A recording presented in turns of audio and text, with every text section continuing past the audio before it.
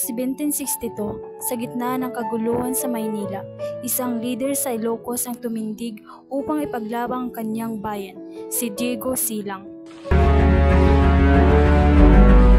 Tama na ang pang-abuso ng mga Kastila. Panahon na upang tayo mamuno sa sarili nating bayan. Sa tulong ng mga British, makamit natin ang kalayaan. Naging kinatawan ng mga tao si Diego. Pinamunuan niya ang isang kilusan na layuning wakasan ang korupsyon at kalupitan ng mga Kastila. Ngunit sa hindi inaasahang pagtataksil, si Diego ay pinaslang ng mga dating kakampi noong Mayo 1763.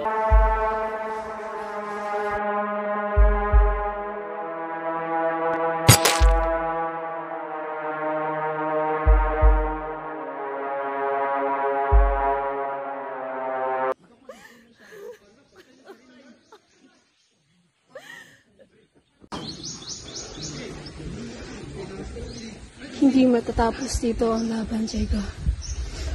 Ako ang magpapatuloy ng ating laban para sa bayan at para sa iyo.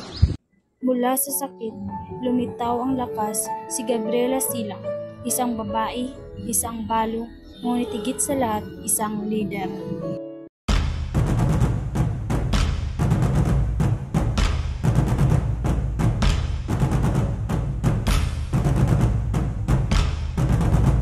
Pinamunuan ni Gabriela ang mga mandirigmang Ilocano sa iba't ibang laban, ngunit sa huli siya ay nadakip at pinitay noong September 20, 1763. Hindi hadlang ang pagiging babae upang lumaban. Ilocos tayo lalaban! Laban! Laban! Laban! Laban! Laban! Laban! Laban! Laban! Laban! Nyo ba ang kapangyarihan ay nasa iyo? Sino ba yun? Magwawagi ang katotohanan, ang kadiliman ay ibabansa.